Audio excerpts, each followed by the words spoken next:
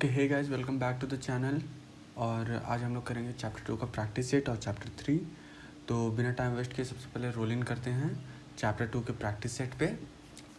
तो यहाँ पे स्क्रीन पे दिख रहा होगा, मैंने पीडीएफ जो बनाया है उसमें चैप्टर 2 का प्रैक्टिस सेट ओपन हो गया है। अब सबसे पहला क्वेश्चन क्या कहता है, which of the following is invalid in C.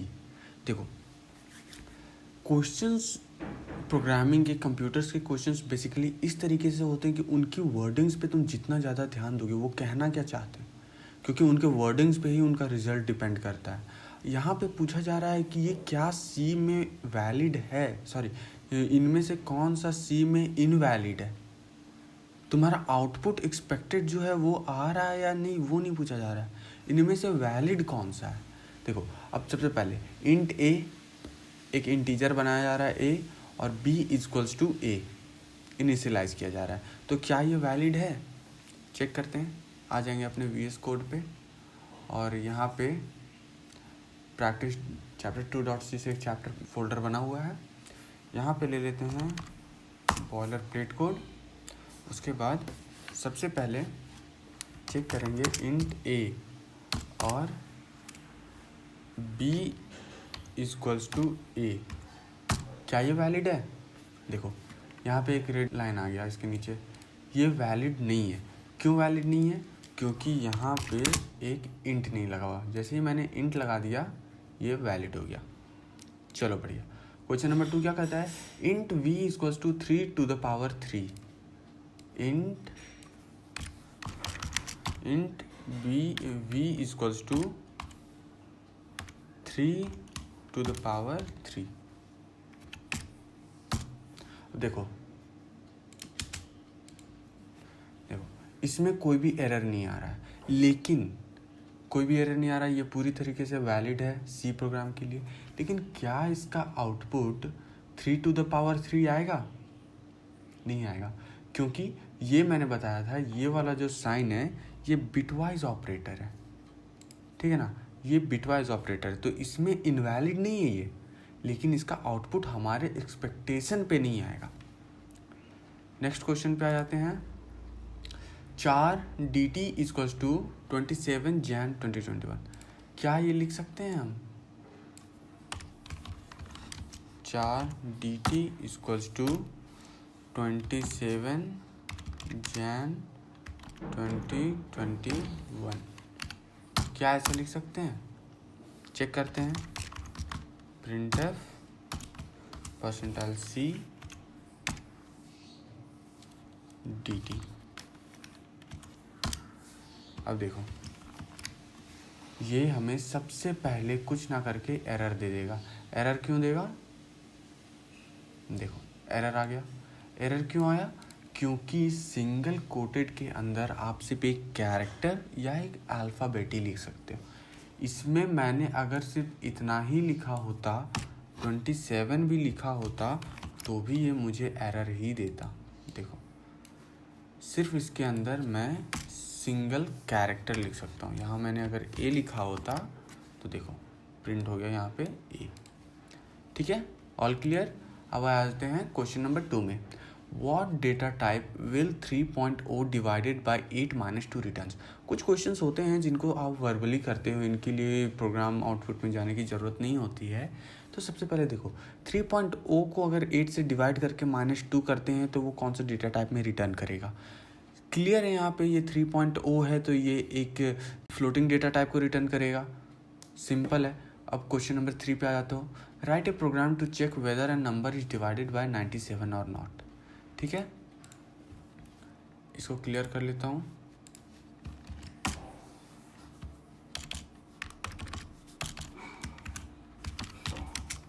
Right a program to check if a number is divided by 27 और 97 और नॉट, ठीक है, 97 और नॉट। अब सबसे पहले अपना बॉयलर प्लेट कोड उठा लेते हैं। इंट एक दे दो नम और एक दे दो जिससे मैं चेक करूँगा ये डिविजिबल है या नहीं। अब देखो ये क्वेश्चन को मैं बनाता इफ़ एल्स से, लेकिन अभी तक मैंने इफ़ एल्स बताया नहीं है, कंडीशनल ऑपरेटर्स बताए नहीं हैं, तो मैं यहाँ पे उनका यूज़ नहीं करूँगा। मैं यहाँ पे एक सिंपल तरीके से यूज़ करूँगा जिसका आउटपुट ट्रू या फॉल्स में आएगा। तो सबसे पहले प्रिंटफ ले लो, inter your number,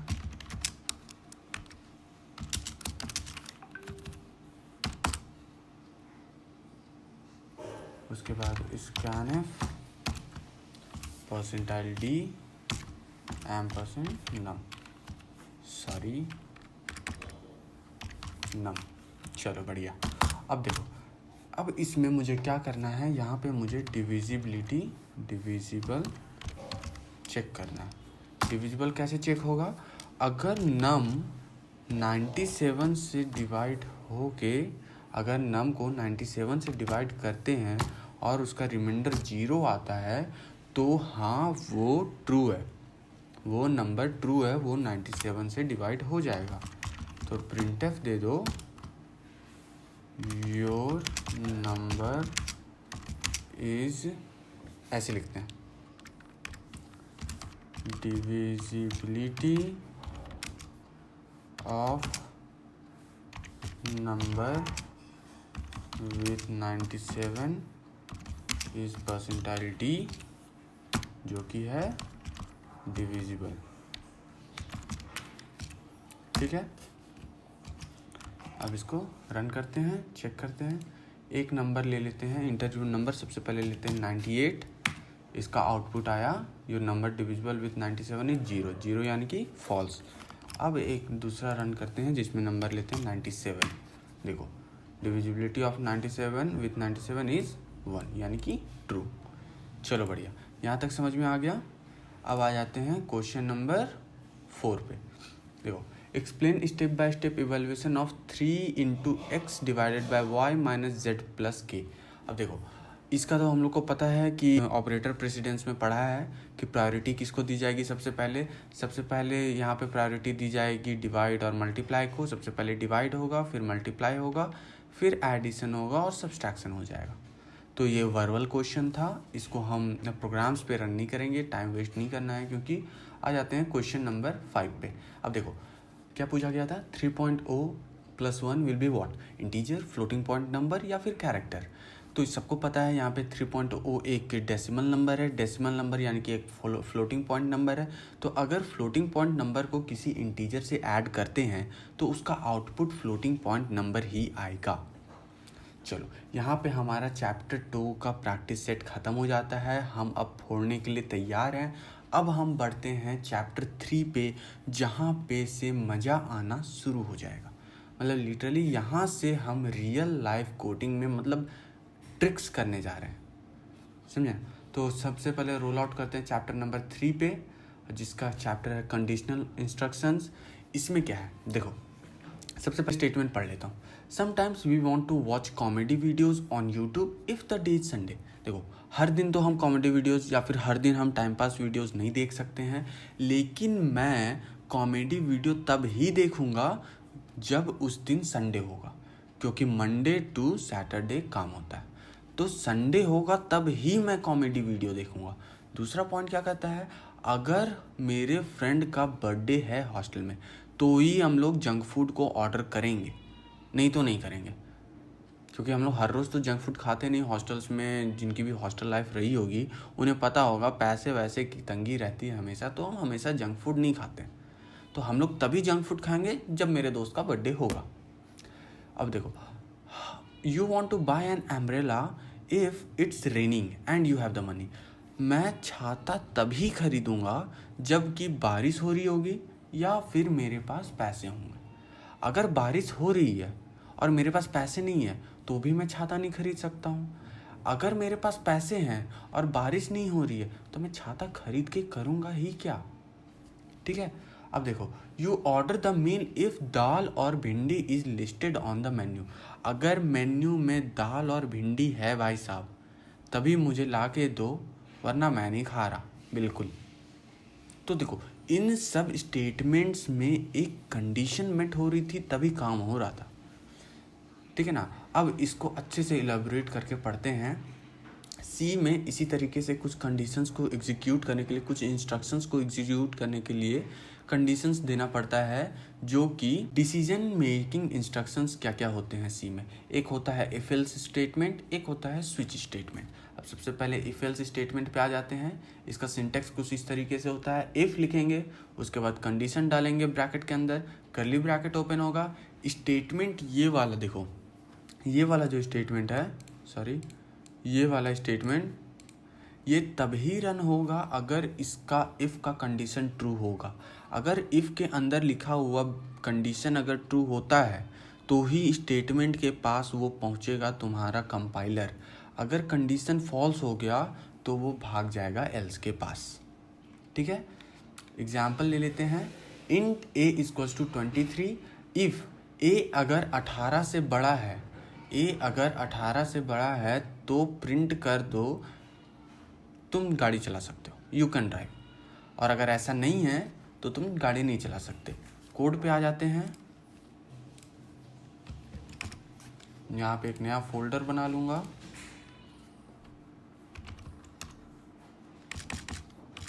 (03) if else dot c. ठीक है, इसको साइड कर दो। सबसे पहले अपना बॉलर प्लेट कोड उठा लेना है। यहाँ पे मैं लिख दूँगा इंट ए, ए नहीं एज लिखते हैं, एक एज का बनाते हैं। ठीक है, सबसे पहले यहाँ पे लिखूँगा printf इंटर योर एज, अपनी उम्र डालो स्कैनफ के अंदर, जहाँ पे मैं लिखूँगा %एज। अब इनने अपनी एज डाल दी है। अब मुझे चेक क्या करना है, इफ़ अगर एज 18 से ज़्यादा है, 18 से ज़्यादा है तो तुम गाड़ी चला सकते हो। printf you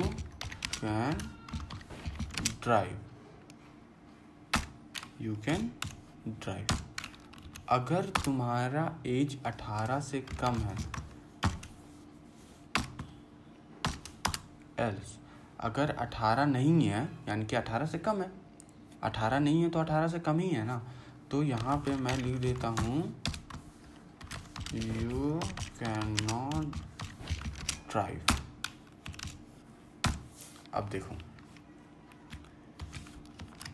रन करते हैं, एक ही वैल्यू एज पूछ रही है, तो एज पूछ रहा है ये एज। अगर मैं डालता हूँ 17, देखो यू कैन नॉट ड्राइव। अगर मैं एज डालता हूँ 18, यू कैन नॉट ड्राइव, अभी भी नहीं ड्राइव कर पा रहा है, क्योंकि मैंने यहाँ पे क्या लिखा है, यहाँ पे मैंने लिखा है 18 से ज़्यादा होना चाहिए। तो अगर मैं यहाँ लिखता हूँ 19, यू कैन ड्राइव। अगर मैं यहाँ पे लिखता हूँ 100 साल का अगर कोई बंदा है तो भी वो गाड़ी चला पा रहा है। 100 साल का बंदा गाड़ी क्यों चला पा रहा है, क्योंकि वो 18 से ज़्यादा है। अब देखो एक और कंडीशन यहाँ पे घुसा दो, अगर एज 18 है, 18 या 18 से ज़्यादा है और एज 70 से कम है, 70 से कम है तो उसे चलाने दो। 70 से ऊपर वालों को भी नहीं चलाने दूंगा और 18 या 18 से कम वालों को भी नहीं चलाने दूंगा। ठीक है, रन करते हैं। इंटर योर एज करो। अगर मैं 17 डालता हूँ तो तुम नहीं चला सकते हो गाड़ी, 18 डालता हूँ तो चला सकते हो, अगर मैं 69 एज का हूँ तो भी मैं चला सकता हूँ, लेकिन अगर मैं 70 का हूँ तो मैं गाड़ी नहीं चला सकता। अब देखो यहाँ पे मैंने एक अलग सी चीज़ यूज़ कर दी, ये एंड ऑपरेटर यूज़ कर दिया, लॉजिकल ऑपरेटर। अब ये लॉजिकल ऑपरेटर है क्या, इसके बारे में थोड़ी देर में पढ़ते हैं। अब देखो यहाँ पे हमने पढ़ा अभी इफ़ और एल्स का कैसे यूज़ करना है। इफ़ के अंदर लिखा स्टेटमेंट, ये वाला स्टेटमेंट अगर ट्रू होता है तो ये स्टेटमेंट, कंडीशन अगर ये ट्रू होता है तो ये स्टेटमेंट रन करेगा। अगर कंडीशन ट्रू नहीं होता है तो एल्स का स्टेटमेंट रन कर जाएगा।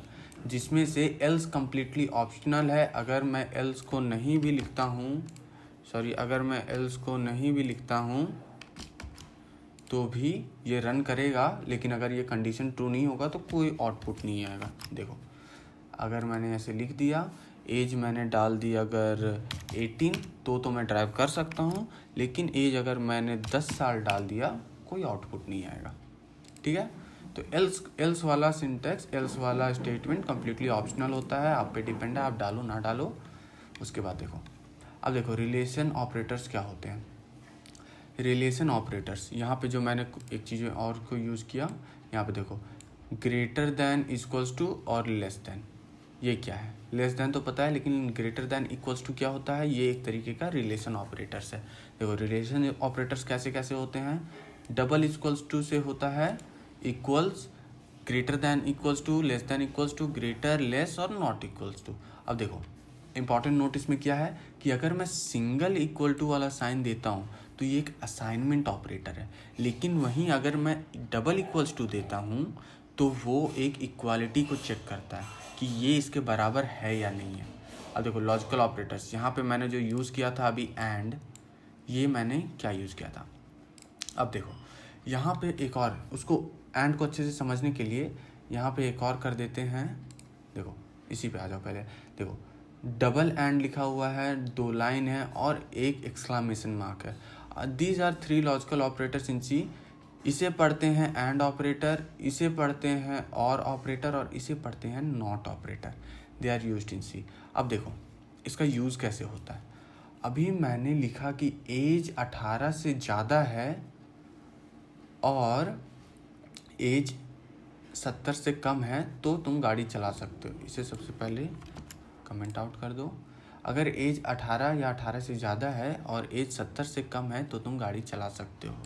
लेकिन अगर मैं एक ऐसा कंडीशन दे दूं कि किसी इमरजेंसी केस में भी तुम गाड़ी चला सकते हो या नहीं, वीआईपी केस में है, खैर वीआईपी वाली बात थोड़ी अलग हो जाती है, लेकिन अगर मैं दे देता हूँ बस just in case VIP pass equals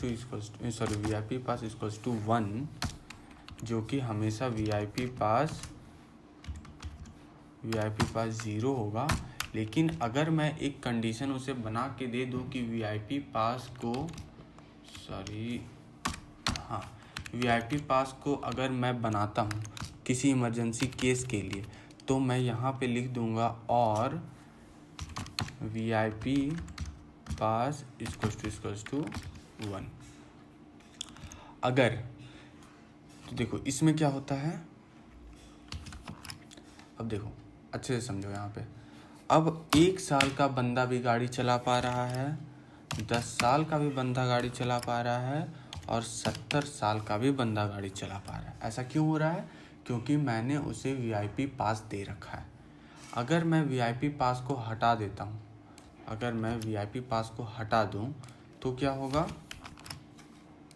तो होगा ये कि 1 साल का बंदा नहीं चला पा रहा है, फिर से 10 साल का बंदा भी नहीं चला पा रहा है, लेकिन 20 साल का बंदा गाड़ी चला पा रहा है। ठीक है, अब यहाँ पे हमने एंड ऑपरेटर का यूज़ कर लिया और ऑपरेटर का यूज़ कर लिया। अब ये नॉट ऑपरेटर क्या चीज़ है, ये क्या भला है भाई साहब? अब देखो नॉट ऑपरेटर बहुत ही पहुँची हुई चीज़ है, मतलब अच्छे से समझना, बहुत ही ज़्यादा पहुँची हुई चीज़ है। वो क्या करता है, नॉट ऑपरेटर क्या करता है, वो चीज़ों को पलट देता है। मतलब उसमें ना ये क्षमता है कि वो सच को गलत और गलत को सच कर दे, मतलब वो ब्रह्म है, समझ लो। बिल्कुल ऐसा ही अगर मैंने यहाँ पे लगा दिया नॉट, तो भाई साहब यहाँ तो मैंने हटा दी थी पहले ही, यहाँ तो मैंने हटा दिया था वीआईपी पास को, लेकिन मैंने अगर जैसे यहाँ नॉट लगाया तो देखो क्या जादू कर दिया उसने। मैंने कहा ना वो ब्रह्म है। 1 साल का बंदा भी गाड़ी चला पा रहा है नॉट के वजह से, 10 साल का बंदा भी गाड़ी चला पा रहा है नॉट के वजह से। तो नॉट का काम क्या है, वो चीज़ों को उल्टा कर देता है। अगर ये फॉल्स है तो मैंने अगर यहाँ नॉट लगा दिया तो ये ट्रू हो गया। अगर ये ट्रू है, अगर ये ट्रू करता अगर मैं ट्रू करता हूँ तो ये इसे फॉल्स में बना देगा। ठीक है, होपफुली यहाँ तक आपको लॉजिकल ऑपरेटर समझ में आ गया है, लॉजिकल ऑपरेटर्स क्या कहना चाह रहा है, लॉजिकल ऑपरेटर्स का फंक्शन क्या होता है। देखो आगे मैंने लॉजिकल ऑपरेटर्स को थोड़ा और अच्छे से बताया है। इसे कहते हैं एंड ऑपरेटर्स, और ये तभी होता है जब दो के दो कंडीशन ट्रू होते हैं। दो के दो कंडीशंस जब ट्रू होंगे तभी ये रन करेगा। जैसे कि 1 एंड 0 इवेलुएट फॉल्स में होगा, 0 एंड 1 भी फॉल्स में इवेलुएट होगा, 0 एंड 0 भी फॉल्स में इवेलुएट होगा। लेकिन 1 एंड 1 यानी कि 1 होता है ट्रू और 1 भी होता है, ट्रू एंड ट्रू दोनों ट्रू है तो वो ट्रू में इवेलुएट होगा। उसी तरह और ऑपरेटर को 1 और इसमें से कोई एक ऑपरेटर होना चाहिए। और ऑपरेटर का बेसिकली ये मतलब होता है कि दो कंडीशन दी हुई है जिसमें कम से कम एक कंडीशन ट्रू हो जानी चाहिए तो वो रन कर जाएगा, ठीक है ना। कम से कम एक कंडीशन ट्रू हो जानी चाहिए। और नॉट ऑपरेटर, इसका तो मैंने बता ही दिया, इनका तो सीन ही अलग चल रहा है भाई साहब, ये चीज़ों को ही बदल डालते हैं एकदम फुल। तो ऐसा सीन है। अब देखो, अब आ जाते हैं एल्स इफ क्लॉज में। एल्स इफ क्लॉज क्या है?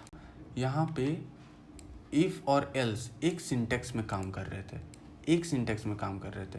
यानी कि अगर ये रन होगा तो ये रन नहीं हुआ तो ये रन होगा। अगर मैं इसके बाद एक इफ़ एल्स लिख देता, इसके बाद एक इफ़ एल्स लिखता तो उसका इस वाले इफ़ एल्स से कोई लेना देना नहीं था।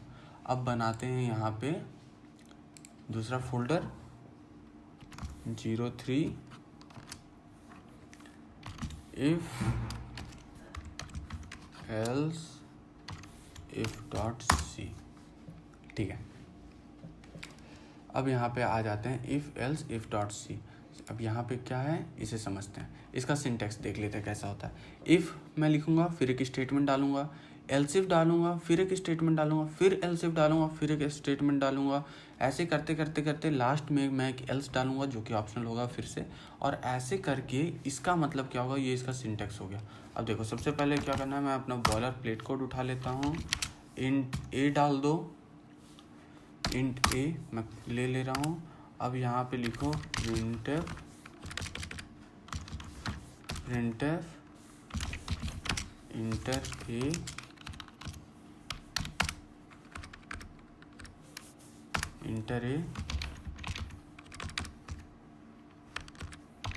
scanf %d %a।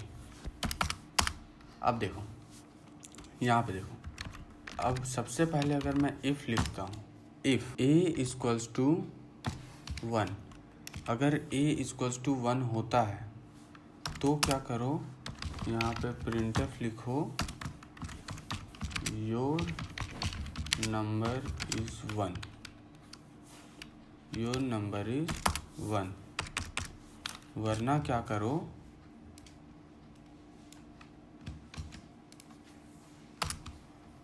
देखो वरना एल्सिफ में जाओ, एल्सिफ में जाओ और यहाँ चेक करो your number is 2,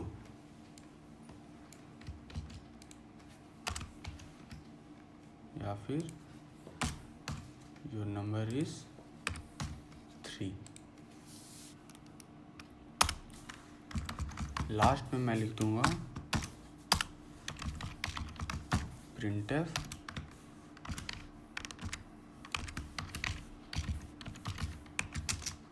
invalid input.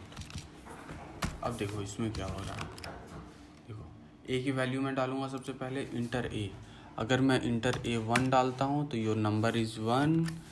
Inter ए अगर इंटर 2 डालता हूँ तो भी ये दे रहा है योर नंबर इज़ 1। ऐसा क्यों हो रहा है? ऐसा इसलिए हो रहा है क्योंकि यहाँ पे मैंने असाइनमेंट ऑपरेटर लगा दिया है।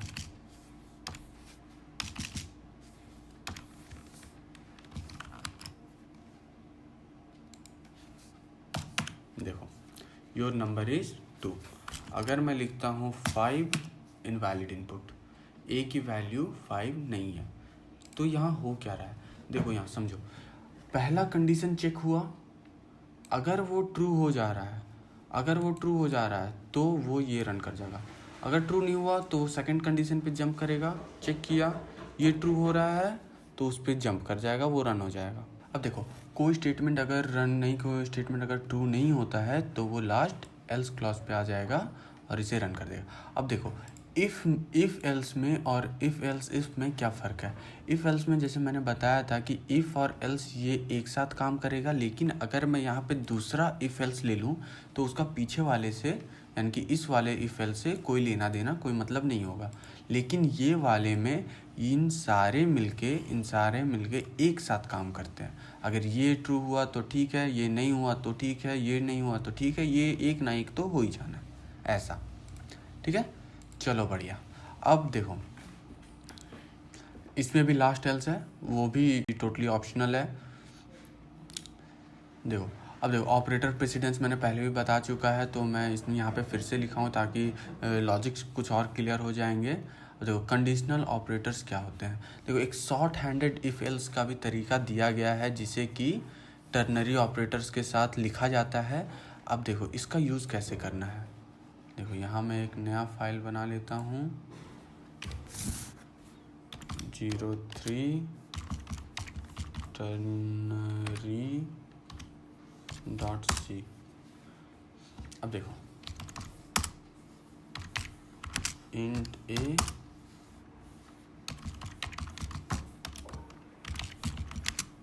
enter a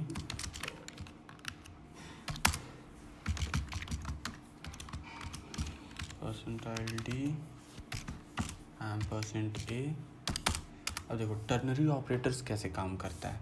अगर मैं यहाँ पे लिखता हूँ सबसे पहले कंडीशन, नोट्स पे आ जाते हैं, सबसे पहले लिखना है कंडीशन, फिर ये क्वेश्चन मार्क का साइन, इसे कहते हैं टर्नरी ऑपरेटर, फिर एक्सप्रेशन इफ़ ट्रू और उसके बाद कॉलन, फिर एक्सप्रेशन इफ़ फॉल्स। देखो इसे लिखेंगे कैसे। अब देखो a इज़ ग्रेटर देन 2, अगर a 2 से बड़ा होता है तो प्रिंटफ कर दो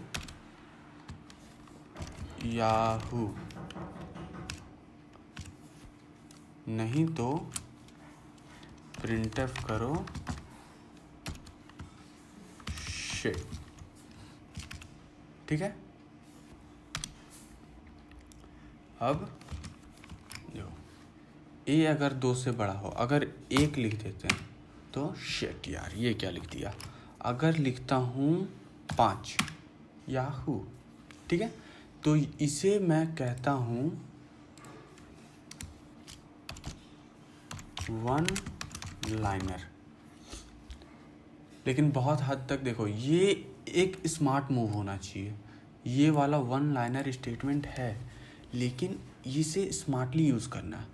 अगर मेरे पास थोड़ा ज़्यादा बड़ा लंबा लॉजिक वाला कोड है और उसे मैं एक लाइन में उतारना चाहूँ तो वो उसकी रीडेबिलिटी पूरी तरह से ख़त्म हो जाएगी, वो प्रोग्राम ही ख़त्म हो जाएगा, बिल्कुल भी मज़ा नहीं आएगा।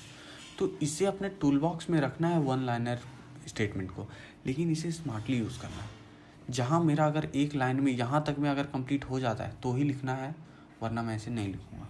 ठीक है, होपफुली यहाँ पे समझ में आ गया है। अब आ जाते हैं स्विच केस कंट्रोल इंस्ट्रक्शन पे। स्विच केस कंट्रोल इंस्ट्रक्शन क्या है। अब देखो स्विच केस बेसिकली यूज़ होता है जब मैं केस देता हूँ उसके बाद कोड देता हूँ। इसका एक अच्छा सा एग्जांपल ये समझ लो कि जैसे हमें प्ले स्टोर में किसी एक पर्टिकुलर ऐप की रेटिंग डालनी है भाई साहब, ठीक है, तो कैसे होगा। यहाँ पे सबसे पहले मैं बना लेता हूँ 03 sorry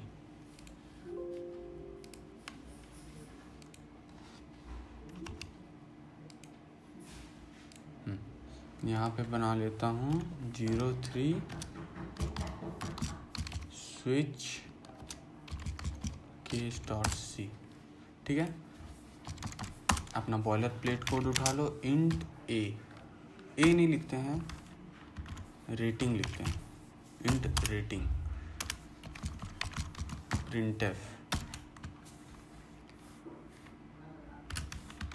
rate the application in 1 से 5 तक की रेटिंग देनी। रेटिंग 5 तक ही होती है, तो 1 से 5 तक की रेटिंग दिलवा देते हैं इनसे। अब देखो स्कैनफ परसेंटाइल डी %, रेटिंग। अब देखो यहाँ पे स्विच केस काम कैसे करेगा। सबसे पहले मैंने यहाँ लिखा स्विच लिखा, उसके बाद मैं यहाँ पे नोट्स पे आ जाओ। देखो यहाँ पे स्विच के बाद ब्रैकेट में इंटीजर एक्सप्रेशन डालना है। अब इंटीजर एक्सप्रेशन यहाँ पे मेरा क्या होने जा रहा है, यहाँ पे इंटीजर एक्सप्रेशन होगा मेरा रेटिंग। तो यहाँ पे मैं लिख दूँगा रेटिंग, और उसके बाद अब ब्रैकेट्स का खेला शुरू हो गया। केस वन में मैं लिखूँगा प्रिंटफ, अगर मेरी रेटिंग 1 है तो प्रिंटफ योर रेटिंग इज़ 1। उसके बाद अब यहाँ पे लिखना है केस 2 हो गया 3, 4, 5। केस 1, केस 2,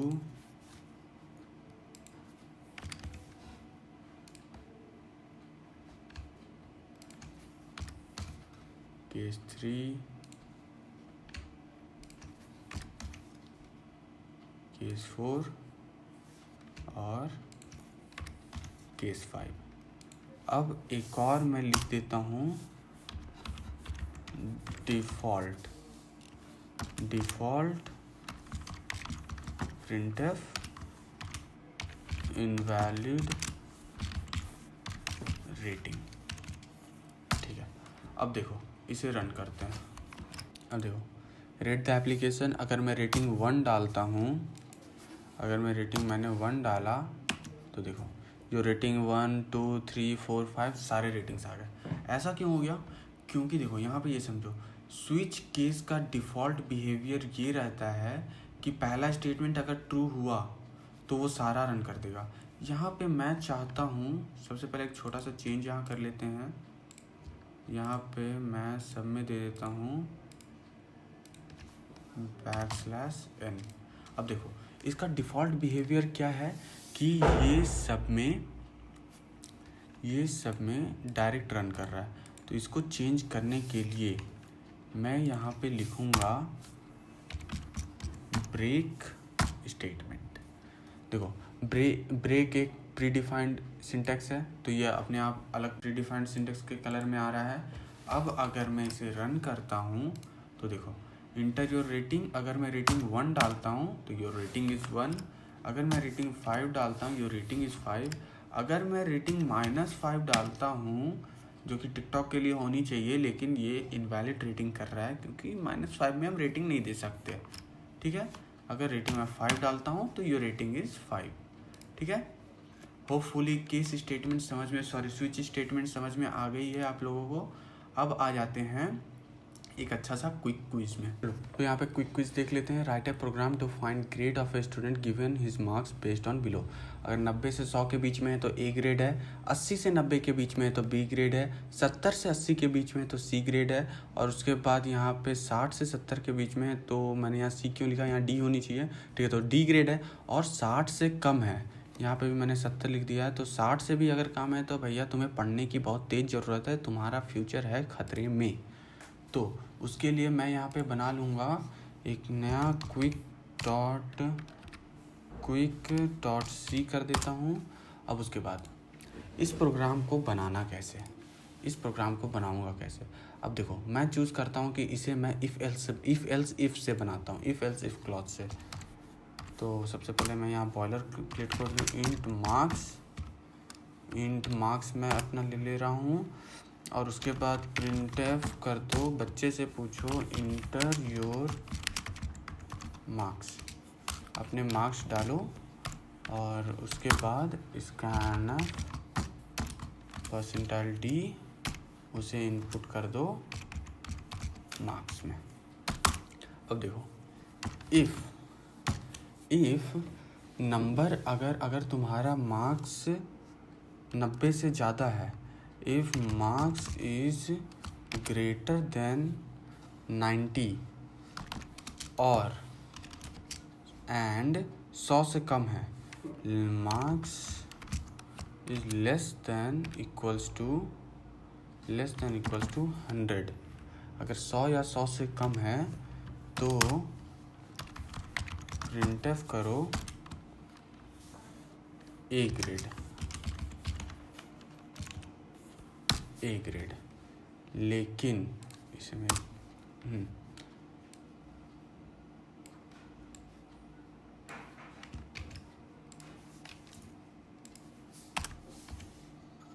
अगर तुम्हारा मार्क्स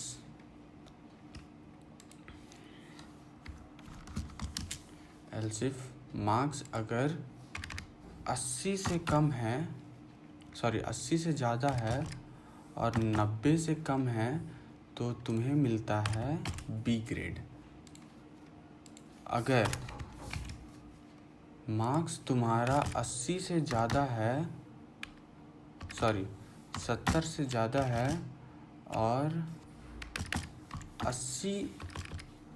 80 से कम या उसके बराबर है तो तुम्हें मिलता है सी ग्रेड। उसके बाद अगर मार्क्स तुम्हारा 60 से ज़्यादा है और 70 से कम या 70 के बराबर है तो मिलेगा डी ग्रेड। लेकिन अगर तुम्हारा मार्क्स प्रिंटफ 60 से भी कम है तो भैया तुम हो फेल, मैं तुम्हें पास नहीं करूँगा। अब यहाँ पे लिख दो एल्सिफ। ठीक है, चलो अब इसे जल्दी से रन कर लेते हैं। Enter your marks. अगर मैं मार्क्स डालता हूँ 85 तो बी ग्रेड। अगर मैं मार्क्स डालता हूँ 95 ए ग्रेड। अगर मैं मार्क्स 100 डालता हूँ तो भी मैं ए ग्रेड से पास हूँ। लेकिन अगर मैं मार्क्स 40 डाल देता हूँ तो मैं फेल हूँ। ठीक है, चलो बहुत बढ़िया। यहाँ पे हमने अपना क्विज़ कंप्लीट कर दिया। अब देखो, क्विज़ कंप्लीट कर लिया हमने। अब इम्पॉर्टेंट नोट्स क्या है देखो। We can use switch case statement even by writing case in any order.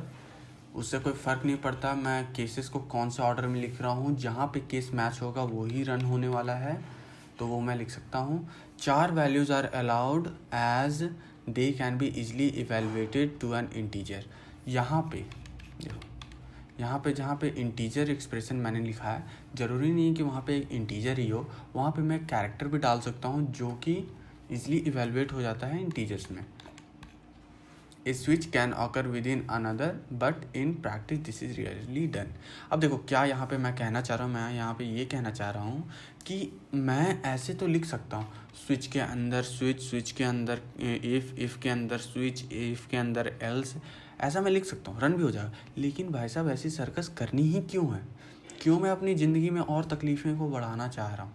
Easy लिखते हैं ना, स्लो करते हैं, ईजी करते हैं, सिंटैक्स वाइज करते हैं, तो वैसे रन हो जाएगा। लेकिन मैं रेकमेंड नहीं करूँगा क्योंकि वो बहुत ज़्यादा लेंदी हो जाएगा, उसकी रीडेबिलिटी की लग जाएगी कम्प्लीटली, तो वैसा नहीं करना है। तो यहाँ पे हमारा कंडीशनल ऑपरेटर हो गया है, कंडीशनल इंस्ट्रक्शन हो गया है ख़त्म। मैं ये रिकमेंड करूँगा कि गूगल पे जाओ आप लोग, क्वेश्चंस निकालो लूप्स के और इसको प्रैक्टिस करो, क्योंकि ये एक ऐसा चैप्टर है जो प्रैक्टिस से कमांड होगा। आप इसको जितना जानोगे, जितना समझोगे, उतना अच्छा कमांड आपका कंडीशनल ऑपरेटर्स पे होगा, तो आप वो करो। तो ठीक है, यहाँ पे चैप्टर को रैप अप करते हैं, आज का वीडियो यहीं पे कंप्लीट करते हैं। उसके बाद चैप्टर 3 के जो प्रैक्टिस सेट है कंडीशनल इंस्ट्रक्शंस के, वो मैं चैप्टर 4 के स्टार्टिंग में करूँगा, ताकि आपको टाइम मिले। मैं जब वो प्रैक्टिस सेट दूँ तो आप पॉज करो और पहले आप खुद से उस प्रैक्टिस सेट को ट्राई करो, उसके बाद आप क्रॉस वेरीफाई करो। इसीलिए मैं प्रैक्टिस सेट को चैप्टर के बाद करता हूँ। ठीक है, तो यहाँ पे रैप अप करते हैं। Hopefully you like the video. If you like the video, do comment and subscribe to the channel and do share if you want to spread the knowledge, because knowledge is the key. Thank you. Peace out.